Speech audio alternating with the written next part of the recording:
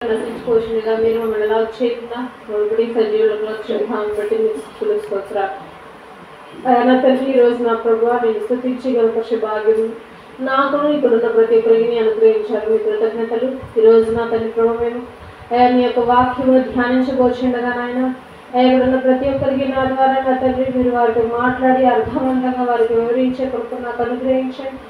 మీరు ఏ విధమైనటువంటి ఆహారం వారికి అందజేయాలని ఆశపడతా ఉన్నారు. అటువంటి ఆహారం వారికి అందజేసి వారి జీవితాలకు మార్పుగా తన ప్రభు యొక్క వాక్యం ఉండటం సహాయం చేయాలి. వేసాంపటి అడిగి వారి గురించి ప్రార్థిస్తున్నాం తండ్రి. ఆమేన్.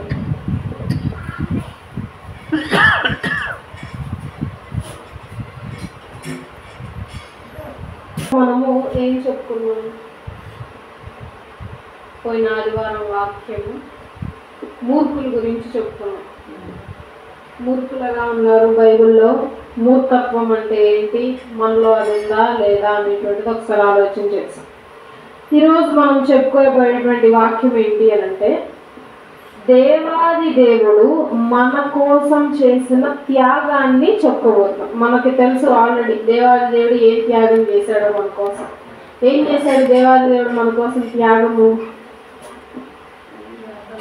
శిలువ మీద మరణించాడు, తన ప్రాణాన్ని మన కొరకు త్యాగం చేశాడు. సో ఇంకా ఏం చేశాడు ఆయన మన కోసం త్యాగము? సో ఆ త్యాగానికి తగ్గట్లుగా మన బ్రతుకును మనం ఎలా మార్చుకోవాలి అనేటువంటిది ఈరోజు అంశంగా మనం చూద్దాం.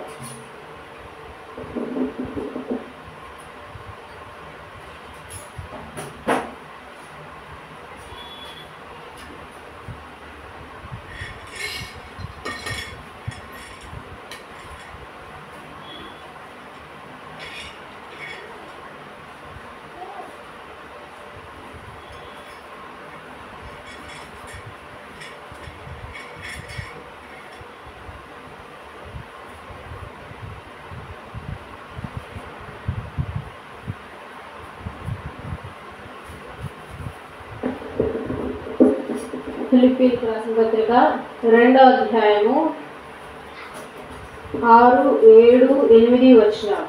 ఫిలిప్పీయులకు రాసిన పత్రిక 6వ అధ్యాయము 6, 7 వచనాలు. క్రీస్తు యేసునకు కలిగిన ఈ మనస్సు మీరును కలిగి ఉండుడి.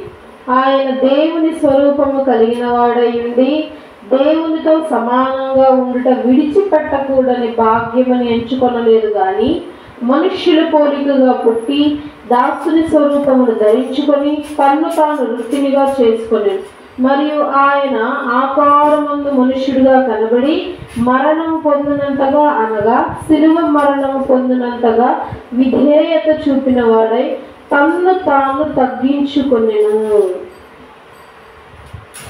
అందుచేతను పరలోకమందున్న వారిలో కానీ భూమి మీద ఉన్న వారిలో కానీ భూమి క్రింది మీద ఉన్న వారిలో కానీ ప్రతి వాని మోకాలు యేసు నామమున వంగునట్లు ప్రతి వాని నాలుకయు తండ్రి అయిన దేవుని మహిమార్థమై యేసుక్రీస్తు ప్రభువుని ఒప్పుకొనున్నట్లును దేవుడు ఆయనను అధికముగా హెచ్చించి ప్రతి నామమునకై పైనామమును ఆయనకు అనుగ్రహించెను. మనం పాట పాడుతూ ఉంటాం, తెలుసో తెలీదు, అన్ని నామముల కన్నా పైనామము యేసుని నామము ఎన్ని తరములకైన గణపరచదగినది క్రీస్తు నామము.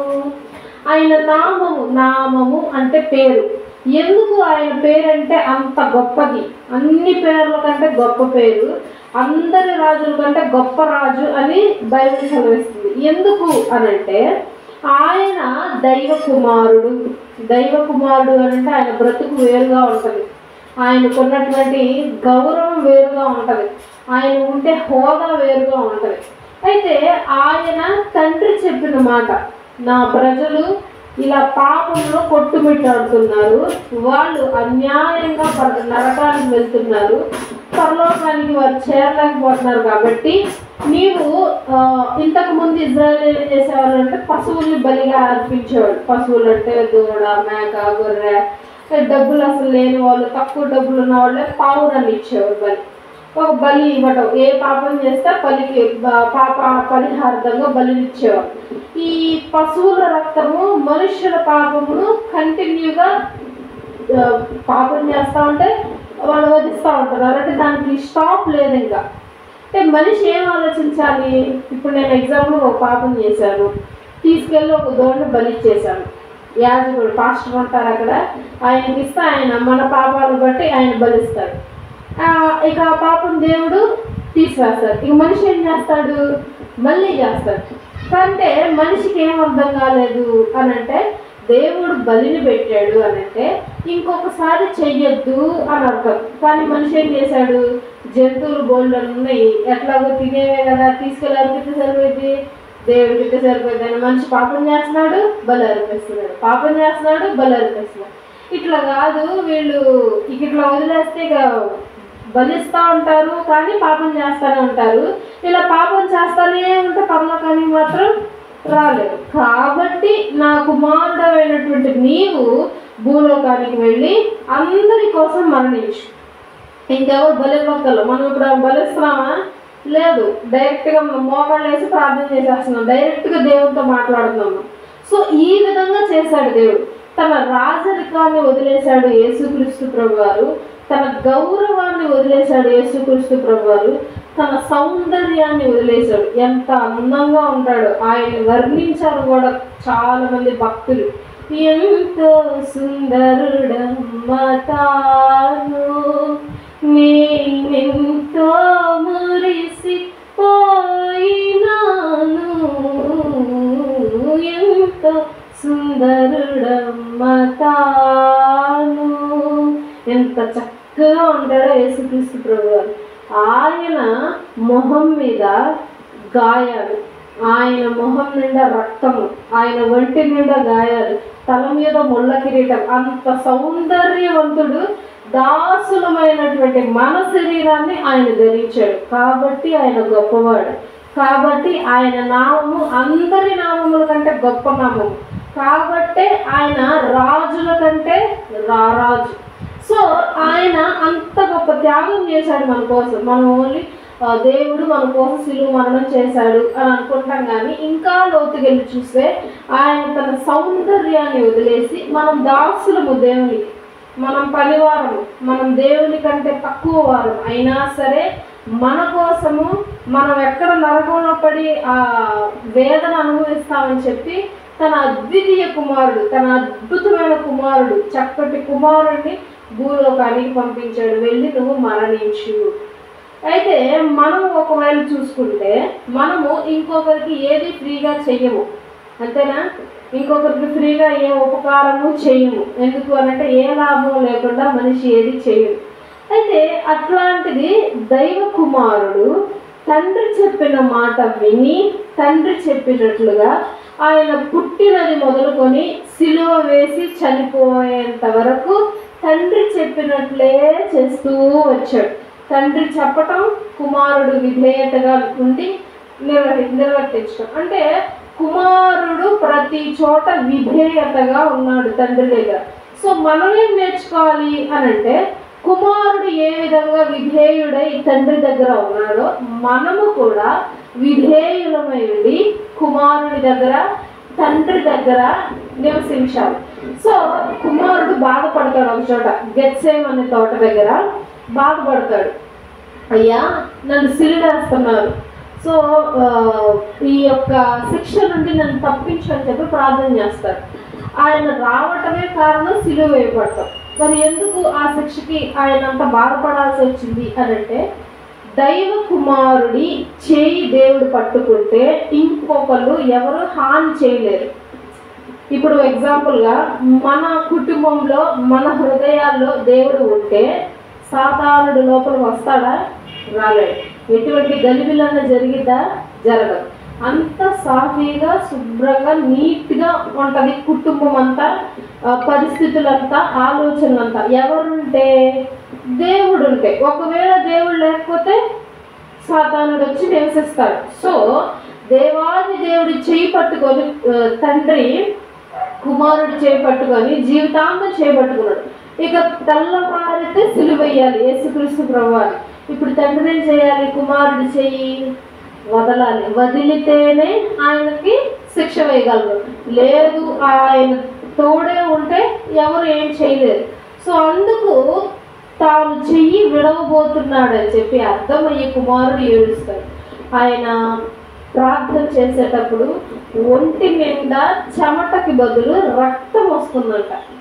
ఆ చెమట వచ్చే గ్రంథాలు ఉంటాయి, హోల్స్ బాడీకి, వాటిలో నుండి బ్లడ్ వస్తుంది బయటికి. అంటే అంత టెన్షను, అంత బాధ, అంత వేదన పడ్డాడు ఆయన. ఏంటి, జస్ట్ తండ్రి ఒక రోజు చెయ్యి వదిలేస్తాడని చెప్పి.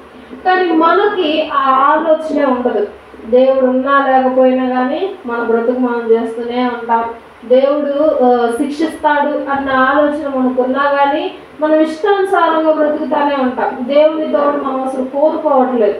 ఇక్కడ తండ్రి కుమారుడు ఏం చూపిస్తున్నాడు అంటే, ముఖ్యంగా తండ్రి మనతో ఉంటే, తండ్రి మనలో ఉంటే మనం బాగుంటాం, మనం ఆశీర్వదింపబడతాం, మనం ఆరోగ్యకరంగా ఉంటాం, మన బ్రతుకు మారుతుంది, మన మూలంగా ఇంకొంతమంది బ్రతుకు మార్చుకోం. సో కుమారుడు చాలా బాధపడ్డాడు. దేవుడు చెయ్యి వదిలేశాడు, ఆయన మరణించాడు, తిరిగి లేవటం కూడా జరిగింది. సో యేసుక్రీస్తు ప్రభువారి నుండి మనమేమి నేర్చుకోవాలి అని అంటే, ఆయన సౌందర్యమును మన కోసం వదిలేశాడు, ఆయన రాజరికమును మన కోసం వదిలేశాడు, ఆయన ప్రాణమును కూడా మన కోసం వదిలేసి ఆయన వెళ్ళిపోవటం జరిగింది. ఆయన ఒంటిలో ఉన్న ఆఖరి రక్తపు బొట్టుతో సహా భూమి మీద కార్చే వెళ్ళిపోయాడు. మనకి, మన తర్వాత పిల్లలకి, వాళ్ళ తర్వాత పిల్లలకి, తరతరాలంటే ఈ భూమి అంతమయ్యేంత వరకు కావలసినటువంటి పాప క్షమాపణ ఆయన ఇచ్చేసి వెళ్ళిపోయాడు. ఎందుకు ఆయనే ఇవ్వాలి? ఇంకెవరైనా ఇవ్వచ్చు కదా. శిష్యులు ఉన్నారు, 12 మంది శిష్యులు. 12 మంది శిష్యులు చాలా ఘోరంగా చంపేశారు. ఒకరినైతే సిలువుని అడ్డంగా సిలువు వేసి చంపేశారు. ఇంకొకరినైతే చెట్టు త్వరలో దాక్కున్నాడని చెప్పి ఆ చెట్టు త్వరలో రొంపంతో సగం పోసేశారు. అప్పుడు ఆయన బాడీ సగం వచ్చేసి. ఇంకొకరినేమో బ్రతికుండగానే చర్మాన్ని వచ్చేసారు. ఇలా నానా హింసలు పెట్టి చంపేశారు. ఇంకొకరిని బాణాలు వేసి చంపేశారు. ఇంత విధంగా వాళ్ళు అలా చంపబడ్డారు అంటే ఏ విధంగా బ్రతుకుంటారు? మరి అప్పుడు ఎందుకు ఓన్లీ మానవులు రక్తం కాల్స్తే సరిపోయేది కదా, ఎందుకు దైవ కుమారుడు రావాల్సి వచ్చింది అని అంటే, పాప క్షమాపణ కోసం కార్చే రక్తము పరిశుద్ధమై ఉండాలి, మనసు పరిశుద్ధంగా ఉండాలి, ఆలోచనలు పరిశుద్ధంగా ఉండాలి, మాటలు పరిశుద్ధంగా ఉండాలి, నడిచే నడవడిక పరిశుద్ధంగా ఉండాలి, మనలను చూసి ఇంకొకరు నేర్చుకునే విధంగా ఉండాలి మానవుడి జీవితం. అలా ఉందా? ఇప్పుడు లేదు. మానవుడు పుట్టినది మొదలుకొని అంతమయ్యే వరకు మానవుడు ఏదో ఒక లోపం దేవుడు చూపిస్తూనే ఉంటాడు. సో అందుకు మనుష్యుడు పనికిరాడు. సో దైవ కుమారుడే దిగి వచ్చి మనలాంటి శరీరము, మనలాంటి మనస్సు, మనలాంటి అవయవాలు ఆయన కూడా జోడించుకొని మన కోసం భూలోకానికి వచ్చి మరణించడం జరిగింది. ఆయన బ్రతికి ఉన్నంత కాలము ఏ పాపము ఎరగలేదు ఆయన. అంటే అంటాడు శిష్యులతో, మీలో ఎవరైనా నాలో ఏదైనా పాపం ఉందని చెప్పి వేలెత్తి చూపించగలరా అని అంటాడు. సో అంత ధైర్యం మనకుందా? మనం చెప్పగలవా మాట? నేను ఏదో తప్పు చేయలేదో నువ్వు చెప్పగలవా? నేను పరిశుద్ధుడిని, నేను పరిశుద్ధురాలను అని మనం చెప్పగలవా? చెప్పలేం. ఎందుకు? మనలో ఏదో ఒక తప్పు ఉంటుంది. అయితే దేవాది దేవుడు చెప్పగలిగాడు, నేను పరిశుద్ధుడను. సో అందుకు ఆయన అర్హుడు. సో అందుకు ఆయనని దేవుడు ఎంచుకున్నాడు. సో ఆయన సిలువ రక్తాన్ని కార్చడం జరిగింది, ఆయన మరొకరికి త్యాగం చేయడం జరిగింది. ఇంకో వచనాన్ని కూడా గమనిద్దాం.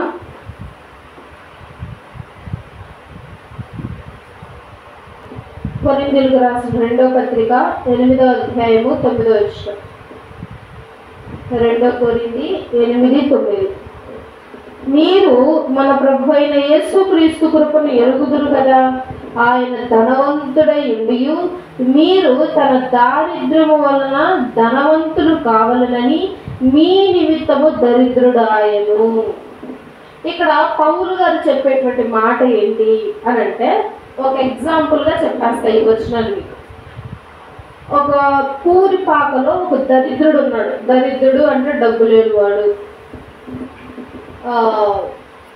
పనేమి లేనటువంటి వాడు, తినడానికి కూడా తిండి లేనటువంటి వాడు ఒకడు చక్కగా చిన్న పూరి పాకలో నులక మంచం తెలుసు కదా, అది తెగిపోయి గుంట పడిపోయింది. ఆ మంచం మీద పడుకుంటాడు రోజు. ఒక చిన్న గిన్నె టైపులో పక్కన ఉంటుంది. ఎవరైనా సహాయం చేశాడు ఎవరైనా అంటే దాంట్లో అన్నం వేస్తే తింటాడు, పడుకుంటాడు. ఇక అంతే, ఇంకేం చేయలేడు, దరిద్రుడు. అలా రోడ్డు మీద వెళ్తూ ఉన్నటువంటి ధనవంతుడు ఆ దరిద్రుడిని చూశాడు. ఆ దరిద్రుడు నివసించే ఇంటిని చూశాడు, తినే కంచాన్ని చూశాడు, పడుకునే మంచాన్ని చూశాడు.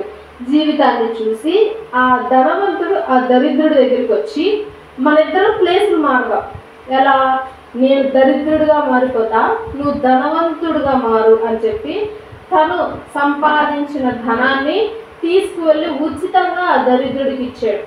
ఆయన దరిద్రుడిగా మారాడు. ఇదే ఉపమానం, అంటే ఇదే ఎగ్జాంపుల్ ఇవ్వచ్చు. అంటే ఏంటి అంటే, మన కొరకు తన రాజరికాన్ని వదిలేసి దరిద్రుడిగా బ్రతికాడు. దేవుడు ఒక చోట అంటాడు, పక్షులకి, నక్కలకి, జంతువులకి చక్కగా నివసించడానికి ఏదో ఒక స్థలం ఉంది, మనుష్య కుమారుని నాకు లేదు ఏ స్థలము నివసించడానికి అని అంటాడు. అంత హీనంగా ఆయన బ్రతికాడు. ఆయన ఊరు ఊరు తిరుగుతూ ఎవరైనా డబ్బులు ఇస్తే, సువార్త చెప్పేటప్పుడు ఎవరైనా డబ్బులు ఇస్తే ఆ డబ్బులు తీసుకొని శిష్యులు వెళ్ళి రొట్టె ముక్కలు కొనుక్కొచ్చేవాడు. అవి తిని బ్రతికేవాడు. ఆయన ఎక్కడైనా బావి కనిపిస్తే ఆ బావి దగ్గర కూర్చొని నీళ్లు తాగేవాడు. మళ్ళీ ఆయన పుట్టడమే పశువుల పాకలో తొట్టిలో పుట్టాడు. తొట్టిలో పడుకోబెట్టారు పుట్టగా. రాజరికంలో రాజవంశంలో పుట్టినటువంటి రాజులేమో బంగారు ఉయ్యాలు చేసి దానిలో పడుకోబెడతారు పిల్లల్ని. కానీ ఇక్కడ ఆ రాజుని తీసుకెళ్ళి ఎక్కడ పడుకోబెట్టారంటే కుడి తొట్టె, పశువులు తాగేటువంటి కుడి తొట్టులో పడుకోబెట్టారు. ఇదంతా ఎవరి కోసము అనంటే మన కోసము. మనము ధనవంతులం అవ్వాలని చెప్పి ఆయన దరిద్రుడిగా మారాడు. మనము గొప్పగా అవ్వాలని చెప్పి ఆయన హీనుడిగా మారాడు. మనము పరలోకానికి వెళ్ళాలి అని చెప్పి మన పాపాలన్నీ ఆయన మీద మోపుకున్నాడు. మనం చేసిన ప్రతి పాపము నేను చేశాను అని ఆయన మీద వేసేసుకున్నాడు. మనం మోసే ప్రతి పాపపు మూట ఆయన మోయటం మొదలుపెట్టాడు. అందుకే ప్రభు అంటాడు, సమస్త భారము మోయి ప్రజలారా, మీరు మోసే ప్రతి భారము, బాధ, ఇబ్బంది, కష్టము, నష్టము అవన్నీ నాకు అప్పగించండి, నేను మోస్తాను, నేను చూసుకుంటాను, మీరు విశ్రాంతిగా ఉండండి, నేను మీకు విశ్రాంతి కలుగజేస్తాను అంటున్నాడు దేవుడు.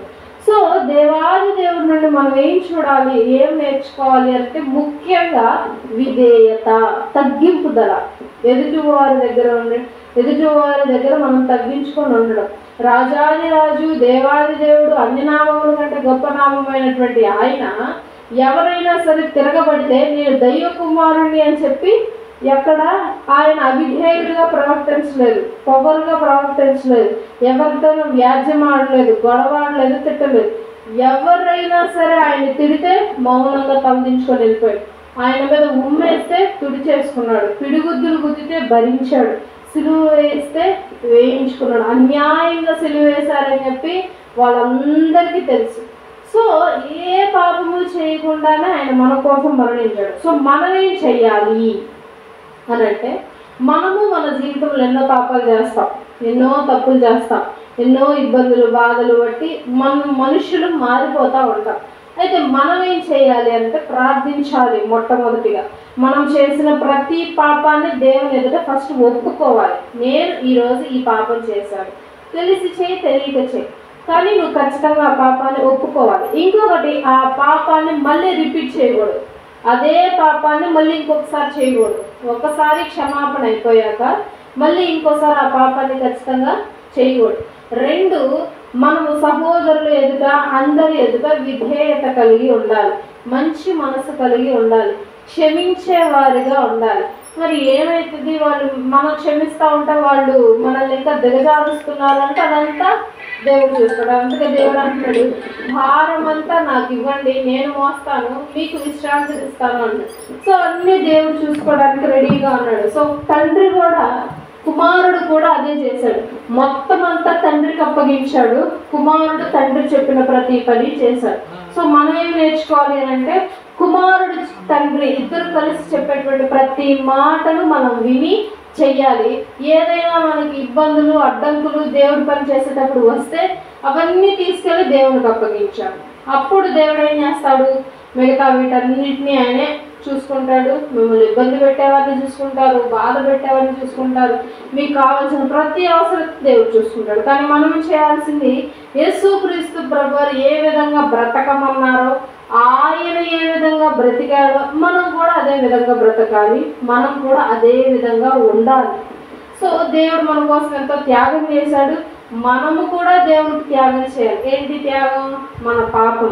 మన పాపాన్ని తీసివేసి దేవుని దగ్గరకు వెళ్ళాలి, దేవునితో ఉండాలి, దేవునితో అంటు కట్టబడి ఉంటే అంత్యకాల దినములో మనం చక్కగా తీర్పు రోజు నుంచినప్పుడు అప్పుడు దేవుడు మనల్ని దగ్గర నుంచి, నువ్వు నాకు తెలుసు, నువ్వు నన్ను ప్రార్థిస్తావు, నువ్వు నన్ను స్తుతిస్తావు, నువ్వు నా గురించి 10 మందికి చెప్పావు, నువ్వు నా మాటలన్నీ గైకొన్నావు కాబట్టి నీకు నేను ఏర్పరిచిన స్థలంలో ఉండు అని అన్నాడు. లేదు, మనం ఇష్టానుసారంగా బ్రతికినంత కాలం బ్రతికామనుకోండి, దేవుడు తీర్పు కాలంలో మనల్ని చూసి నువ్వెవరో నాకు తెలియదు అన్నాడు. అదేంటయ్యా, నేను ప్రార్థన చేశాను, నేను బైబిల్ చదివాను, చర్చికి వెళ్ళానంటే కుదరదు. దేవునికి ప్రార్థించటం, బైబిల్ చదవటం పైనుంచి చూడడు దేవుడు, హృదయాంతరంగములను పరిశోధించు దేవుడు. సో నీ హృదయం ఎట్లా ఉంది, నీ మనసు ఎట్లా ఉంది, నీ ఆలోచనలు ఎట్లా ఉంది, ఇవే దేవుడు గమనిస్తాడు. కానీ మనం చర్చికి వెళ్ళినా, ప్రార్థన చేసిన, పాటలు పాడినా ఇవన్నీ దేవుడు లెక్కలోకే తీసుకోడు. నన్ను కూడా ఎగ్జాంపుల్ చెప్పండి, నేను మీకు వివరిస్తున్నా కానీ దేవుడు లెక్కలోకి తీసుకోడు.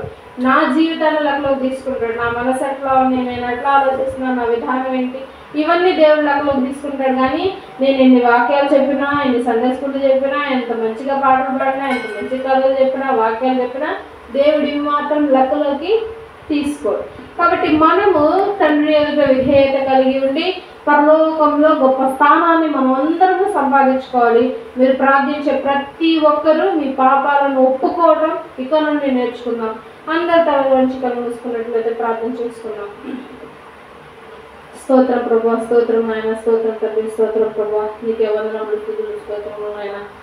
నా తండ్రి, ఈరోజు జరిగినటువంటి కార్యక్రమాల్లో నా ప్రభా ఆది నుండి ఎంతవరకు ఇష్టం ఇచ్చారు, మీకు స్థుతులు. నా తండ్రి, ఈరోజు నా తండ్రి ప్రభు మీరు మాతో మాట్లాడే విధానం బట్టి మీకు స్థుతులు నాయన. నా తండ్రి, మేము నా ప్రభా మీరు చేసినట్టుగా నా తండ్రి ప్రభా కుమారుని ఏ విధంగా మా కొరకు పంపించి ఉన్నారో అదే విధంగా తండ్రి ప్రభా మేము కూడా పాపము నుండి తండ్రి ప్రభా పక్కకు జరిగిన తండ్రి పాపమును విడిచిపెట్టి నీ యొద్దకు వచ్చే కృపను మాకు అనుగ్రహించండి. అయానికి స్తోత్రాలు ప్రభా. విన్నటువంటి వాక్యము భగవంతుడా తండ్రి ఎక్కడా తండ్రి ప్రభు వృధా కాకుండా ఇక్కడ ఉన్నటువంటి ప్రతి ఒక్కరి మనసులో నాటండి ప్రభా. ప్రతిరోజు వారి యొక్క వాక్య భాగములు నెమరు వేసుకునే కృపను ఇక్కడ ఉన్న ప్రతి ఒక్కరికి నీ అనుగ్రహించండి. మేము చేసిన పాపములు ఒప్పుకొని నా తండ్రి ప్రభా నీ యందు నీ చిత్తానుసారంగా మా జీవితాలను మార్చుకునే కృపను అనుగ్రహించండి.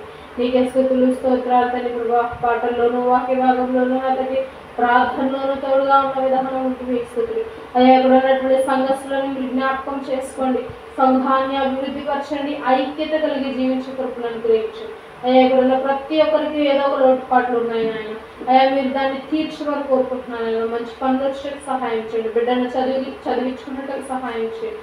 తండ్రి ప్రభా పెద్దవారు ఉన్నారు నా తండ్రి, వారికి మంచి ఆరోగ్యంగా అనుగ్రహించండి. నా తండ్రి చేసే పనుల్లో మీరు తోడుగా ఉన్నాడు, బిడ్డల చదువుల్లో తోడుగా ఉన్నాడు. వాతావరణం విషయంలో నా తండ్రి ఎటువంటి అనారోగ్యాలు మీరు దరిదాపుల్లో రాకుండా తండ్రి మీరు కుటుంబాల చుట్టూ ఖర్చులు వేయండి నా తండ్రి. ఈ రోజు రానటువంటి బిడ్డలు నా తండ్రి వచ్చే ఆదివారం మీ యొక్క సన్నిధికి రప్పించండి నా ప్రభా. నా తండ్రి కూలి వచ్చిన ప్రతి ఒక్కరు బట్టి మీకు స్తుతులు చెల్లించుకుంటున్నాను. ఇదే విధంగా వచ్చే ఆదివారం కూడా నీ చిత్తమైతే ప్రభా ఇంతే ఘనంగాను తండ్రి ఆర్భాటంగాను మేమందరం ఇలాగే కూడుకొని నేను స్తుతించి గణపరిచే భాగ్యమును నాకు ఇక్కడ ఉన్న ప్రతి ఒక్కరికి నీ అనుగ్రహించండి.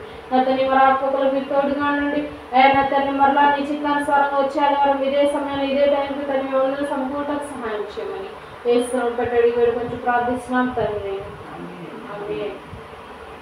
మన దేవుడైన కుమారుడైన యేసుక్రీస్తు ప్రభా కృపి పరిశుద్ధాత్మ సహవాసం మనందరికీ ఎల్లప్పుడూ తోడైన నడిపించునుగాక.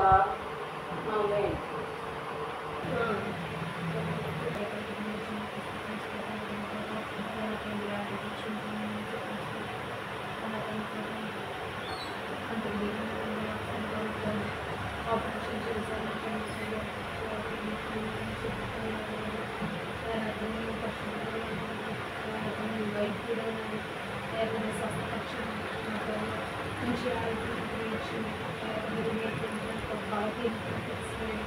గాయం ముట్టండి నా తండ్రి ఉన్నటువంటి ముట్టుని తీసుకొచ్చిన సన్నిధిలో నా తండ్రి గొప్ప సాక్షిగా నలుగురికి సహాయం చేయండి గొప్ప సమానం గ్రహించి దోనతో బాధపడుతూ ఉన్నారు సహాయం చేసుకుని కుటుంబ పోషణలు తోడుగాను పనుల్లో తోడుగాను బిడ్డ విషయంలో తోడుగాను ఆయన ప్రతి దేవులను ప్రతి ఆలయాన్ని సన్నిధి రక్షించుకొని అతని ప్రార్థించే కృతులు అనుగ్రహించి ప్రతి ఆ యొక్క గాయం మీరు గుర్తి స్వస్థపరిచి గొప్ప సాక్షిగా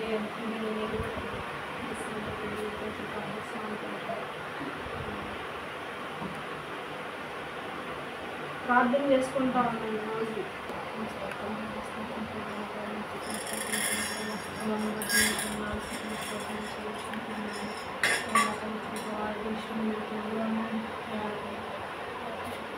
కొన్ని కార్యక్రమాలు ఆలోచించుకుని వెళ్ళాను పెళ్లి విషయంలో తోడుగాను పెళ్లి విషయం పెళ్లికి కావాల్సినటువంటి ప్రతి ఖర్చుని మీరు సమకూర్చండి నా తల్లి మీకు గొప్ప సాక్షులుగా మీరు కుటుంబాలను నిలబడి నా తల్లి మీరు కుటుంబాలను మీరు చేసే అద్భుతాలను బట్టి నేను స్థితిని వందనాలు చూపించుకుంటున్నాను ఆ యొక్క విధంగా ఇలాగే ఆశీర్వదించి మీరు కుటుంబాలు వీరి ద్వారా నేను కుటుంబాలను ఆశీర్వదించండి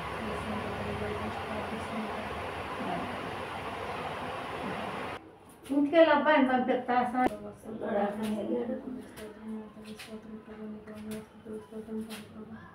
తాతగారిని బట్టి మీకు స్థుతులు స్తోత్రం మంచి ఆరోగ్యాన్ని గ్రహించండి నడవలేని స్థితిలో పడి నీ యొక్క సన్నిధిలోకి వచ్చి మీతో గడపాలన్న ఉన్నటువంటి ఆసక్తిని బట్టి మీ కృతజ్ఞతలు ఆయన తల్లి ప్రభు ఆహార విషయంలో మీరు తోడుగా ఉండండి నా తల్లి ప్రభు చేసే ప్రతి పనిలో మీరు తోడుగా ఉండండి మీరు వారి ప్రార్థనలు ఆలోకిస్తూ నా తండ్రి మీరు వారికి తోడుగా ఉన్న విధానం బట్టి మీ కృతజ్ఞతలు నా తండ్రి ప్రభు వీరి కుటుంబాన్ని జ్ఞాపకం చేసుకోండి తల్లి వీరి కుటుంబం చుట్టూ కంచె వేయండి వీరి బిడ్డలు మీరు జ్ఞాపకం చేసుకోండి తల్లి ఎటువంటి లోటుపాట్లను తీసివేసిన తండ్రి వీరికి కావాల్సిన ప్రతి అవసరత వేస్తున్నామో వీరందరికీ అనుగ్రహించమని వేస్తున్నాం పెట్టడి వీళ్ళ నుంచి ప్రార్థిస్తున్నాం తండ్రి